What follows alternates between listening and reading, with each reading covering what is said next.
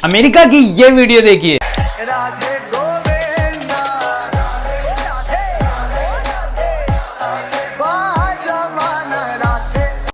ये सब लोग मिलकर श्री कृष्ण की भक्ति कर रहे हैं और सिर्फ ये सब लोग ही नहीं बल्कि ब्रिटेन, रसिया, चाइना, इंडोनेशिया और भी सभी यूरोपियन कंट्रीज में इस्कॉन धीरे धीरे बढ़ता जा रहा है। यहाँ तक कि पाकिस्तान में भी इस्कॉन के 12 मंदिर हैं। लेकिन ये इस्कॉन आया कहाँ से और आखिर इतना परफेक्टली वर्क कैसे कर रहा है कि सभी लोग इसके भक्त बनते जा रहे हैं। तीसरी बात की इस्कॉन का टारगेट क्या है, यही कुछ बातें हैं जो इस वीडियो में मैं आपको बताना चाहता हूँ।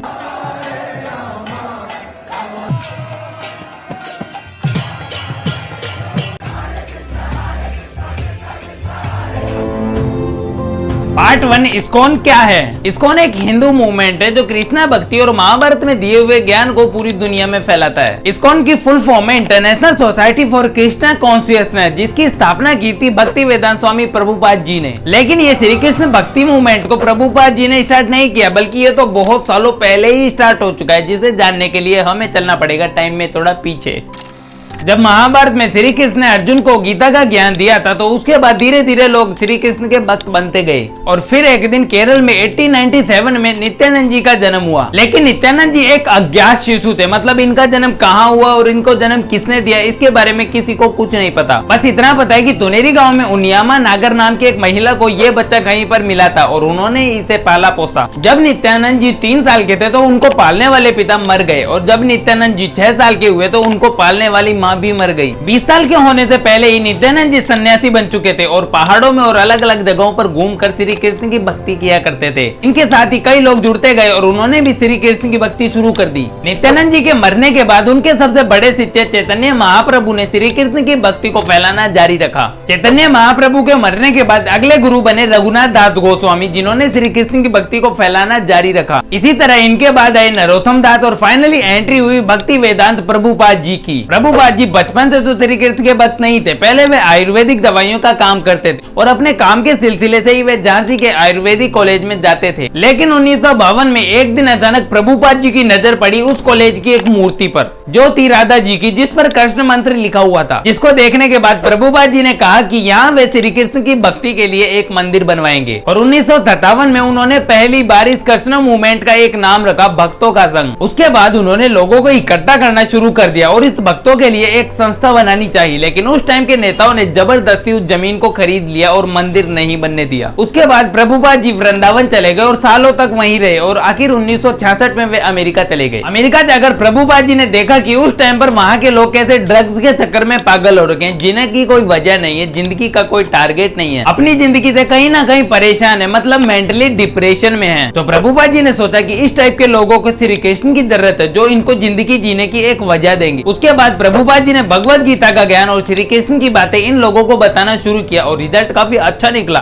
लोग धीरे धीरे श्री कृष्ण के भक्त बन रहे थे। इसी साल 1966 में प्रभुपाद जी ने अमेरिका में इस्कॉन नामक संस्था की स्थापना की। इसके बाद एलन गिन्सबर्ग, जो उस टाइम के फेमस कवि थे, ये पहले शख्स बने जिन्होंने इस्कॉन को ज्वाइन किया था।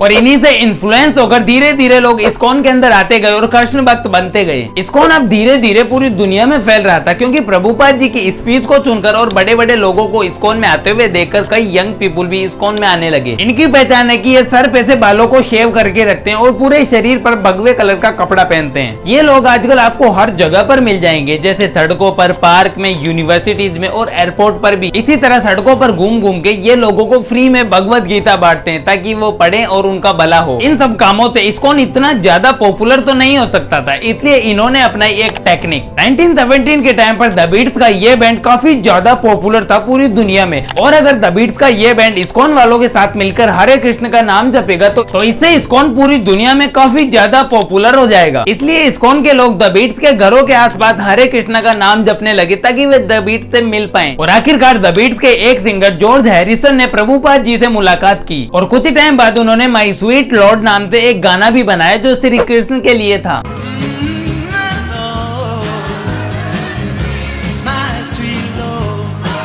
जिसकी वजह से उस टाइम पर भगवत गीता की 50 लाख से ज्यादा कॉपीज बिकी और इस्कॉन काफी ज्यादा पॉपुलर हो गया। इस्कॉन को फैलाने का तीसरा सबसे बड़ा रास्ता है इस्कॉन रेस्टोरेंट, जो पिछले 50 सालों से पूरी दुनिया में इस्कॉन के लिए काम कर रहे हैं। इस्कॉन रेस्टोरेंट में बहुत सारे लोग फ्री में खाना खा सकते हैं और जिसकी वजह से लोग वहाँ आते हैं और इस्कॉन का नाम बढ़ते हैं, जिसकी वजह से इस्कॉन और भी ज्यादा पॉपुलर होता है। स्टीव जॉब्स भी कॉलेज से ड्रॉप आउट होने के बाद इस्कॉन के रेस्टोरेंट पर ही डिपेंड रहते थे, वहीं से खाना खाते थे, जिसकी वजह से उनको बहुत ज्यादा मदद मिली थी। Every Sunday night to get one good meal a week at the Hare Krishna temple.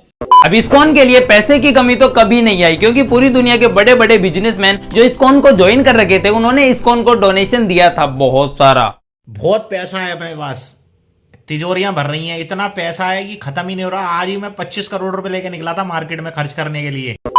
जैसे अल्फ्रेड फोर्ड जो फोर्ड कंपनी के मालिक थे, वे प्रभुपाद जी की स्पीच से इन्फ्लुएंस हो गए और इस्कॉन को ज्वाइन कर लिया। अल्फ्रेड फोर्ड ने इस्कॉन को $35 मिलियन का डोनेशन दिया, जिसकी मदद से इस्कॉन वेस्ट बंगाल में श्री कृष्ण का अब तक का सबसे बड़ा मंदिर बनाने वाली है। और ये मंदिर इतना बड़ा होगा कि इतिहास में इससे बड़ी रिलीजियस बिल्डिंग कभी नहीं बनी होगी। अभी कुछ दिन पहले प्रधानमंत्री नरेंद्र मोदी जी ने भी इस्कॉन की एनिवर्सरी पर इस्कॉन के लिए एक कॉइन निकाला था। और इसी तरह अलग अलग तरीके से इस्कॉन अब धीरे धीरे पूरी दुनिया में फैलता जा रहा है। लेकिन क्या आपको आपकी साइड कोई इस्कॉन वाला दिखा था? कमेंट करके जरूर बताना। और हाँ, अभी एक फ्रांस में भी दंगे पड़ता चल रहे हैं, इसके पीछे क्या वजह है मैंने इस वीडियो में बताया, आप जाकर देख सकते हो। मिलते हैं नेक्स्ट वीडियो में।